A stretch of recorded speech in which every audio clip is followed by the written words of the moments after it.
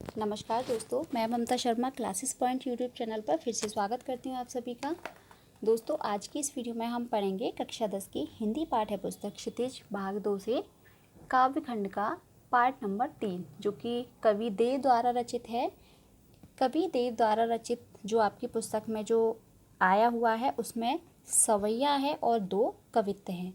तो इस वीडियो में हम सवैये पढ़ेंगे, बाकी की अगली वीडियो में मैं कवित्त की व्याख्या कराऊंगी। तो दोस्तों, वीडियो आपको अच्छी लगे, वीडियो पसंद आए तो प्लीज़ दोस्तों वीडियो को लाइक ज़रूर कीजिए। और आप चैनल पर नए हैं, आपने अभी तक चैनल को सब्सक्राइब नहीं किया है तो प्लीज़ दोस्तों चैनल को सब्सक्राइब कर लीजिए और बेल आइकन प्रेस कर लीजिए। तो चलिए देखते हैं। पायन नुपुर मंजू बजे, कट किंकिनी के धुन की मधुराई। पायन यानी पैरों में, नुपुर यानी घुंघरू, मंजू, मंजू का अर्थ होता है सुंदर, बजे यानी बजना, कट यानी कमर, किंकिनी, किंकिनी यानी एक आभूषण होता है जिसको महिलाएं कमर में पहनती हैं, जिसे कंदोनी करघनी बोलते हैं। धुनी यानी ध्वनि, मधुराई यानी मधुर। यहाँ इस सवैये में कवि देव जी ने कृष्ण के रूप सौंदर्य का बहुत ही सुंदर चित्रण किया है, बहुत सुंदर तरीके से उनको शब्दों के द्वारा बताया है। तो श्री कृष्ण के पैरों में पजेब यानी पायन यानी पैरों में, श्री कृष्ण के पैरों में पाजेब और कमर में करघनी जो है उससे मधुर ध्वनि निकल रही है। श्री कृष्ण के पैरों में पाजेब और कमर में करघनी है जिससे मधुर ध्वनि निकल रही है। धुनि यानी ध्वनि, मधुराई मधुर, मधुर ध्वनि निकल रही है। यानी श्री कृष्ण जब चलते हैं तो उनकी जो चाल है वो पैरों में पजेब की बजने से और कमर में कंदौनी के बजने से उनकी जो चाल है वो संगीतमय हो गई है, उससे संगीत निकल रहा है। सांवरे अंग लसै पटपीत, हे हुलसी वन माल सुहाई। सांवरे यानी सांवले, अंग यानी शरीर, लसै यानी सुशोभित होना, पट यानी वस्त्र, पीत पीत यानी पीला, हिय यानी हृदय, वनमाल यानी माला, सुहाई यानी सुशोभित होना, अच्छा लगना। और उनके सांवले अंग पर यानी सांवले शरीर पर पीले वस्त्र सुशोभित हो रहे हैं, बहुत सुंदर लग रहे हैं। हे हुलसी वनमाल, और उनके हृदय पर यानी उनके गले में जो माला पहन रखी है वो इतनी बड़ी है, इतनी लंबी है कि उनके हृदय को छू रही है, हृदय से होकर छू रही है। तो उनके सांवले शरीर पर पीले वस्त्र और उनके हृदय पर जो वह माला है वो बहुत शोभायमान लग रही है, बहुत सुशोभित हो रही है।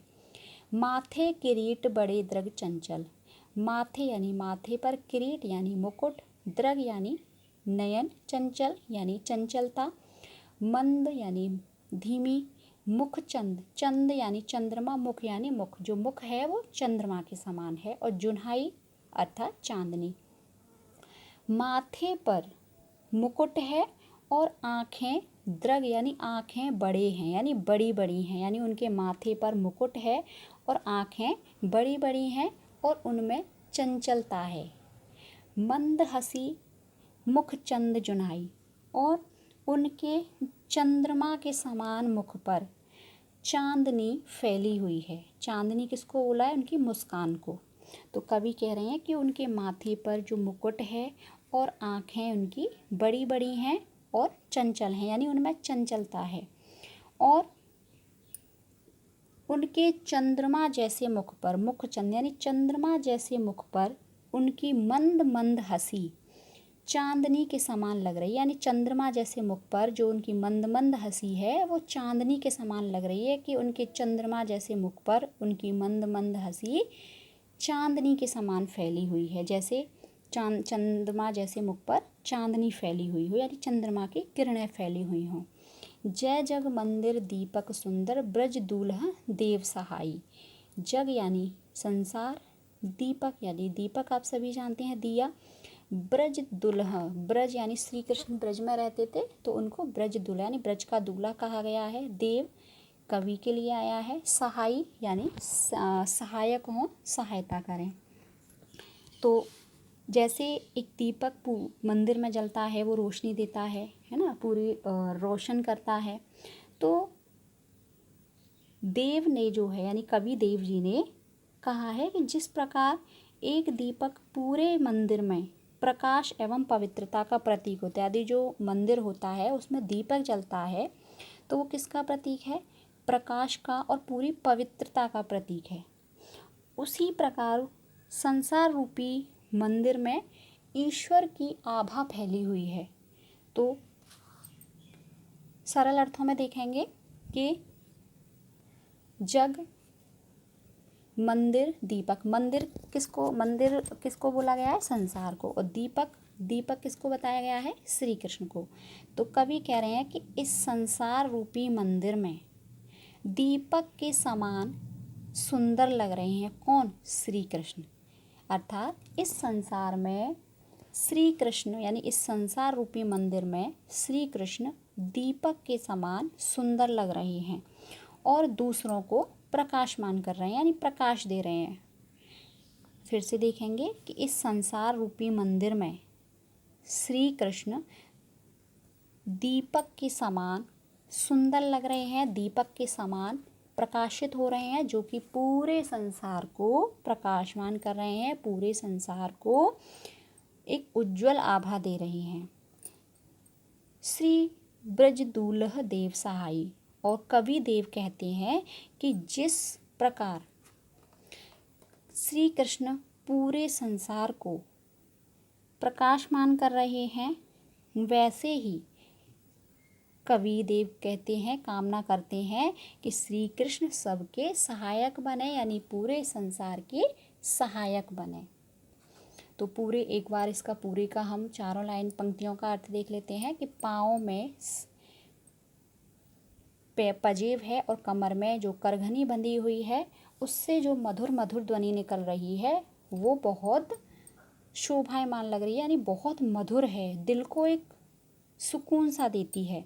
अर्थात जो श्री कृष्ण की जो चाल है वो पूरी संगीतमय हुई है। श्री कृष्ण चल रहे हैं तो उनके चलने से जो पैरों के पजेब है वो बज रही है और जो कमर में करघनी है उससे जो घुंघरू हैं वो बज रहे हैं। तो पूरी जो चाल है उनकी पूरी संगीतमय हो गई है और उनके सांवले शरीर पर पीले वस्त्र सुशोभित हो रहे हैं और उनकी जो माला है वो हृदय को छू रही है और वो माला बहुत सुंदर लग रही है।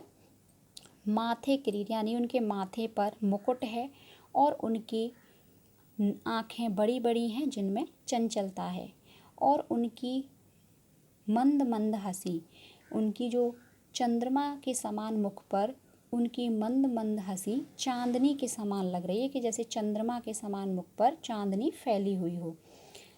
जय जग मंदिर दीपक सुंदर ब्रज श्री ब्रज दूल्हा देव सहाई। और इस संसार रूपी मंदिर में यानी मंदिर किसको कहा गया है? पूरे संसार को, दीपक श्री कृष्ण को। यानी इस संसार रूपी मंदिर में श्री कृष्ण दीपक के समान सुंदर लग रहे हैं जो कि दूसरों को प्रकाशमान कर रहे हैं। और ब्रज दूल्हा कौन है? यानी ब्रज में रहते थे, ब्रज के दूल्हा है किसको कहा गया? श्री कृष्ण को। तो कवि देव यहाँ पर कामना कर रहे हैं कि श्री कृष्ण सबके सहायक बने अर्थात सबकी सहायता करें। तो दोस्तों उम्मीद करती हूँ आपको वीडियो समझ में आ गई होगी। वीडियो अच्छी लगी तो प्लीज़ दोस्तों वीडियो को लाइक ज़रूर कीजिए और अगर आप चैनल पर नए हैं, आपने अभी तक चैनल को सब्सक्राइब नहीं किया है तो प्लीज़ दोस्तों चैनल को सब्सक्राइब कर लीजिए और बेल आइकन प्रेस कर लीजिए। मिलते हैं अगली वीडियो में जिसमें हम इस चैप्टर का बाकी का भाग पढ़ेंगे जिसमें कि कवित्त हैं। तो अगली वीडियो में हम कवित्त पढ़ेंगे। तो तब तक के लिए आप अपना ध्यान रखिए, सुरक्षित रहिए, टेक केयर, बाय बाय। मिलेंगे हम अगली वीडियो में।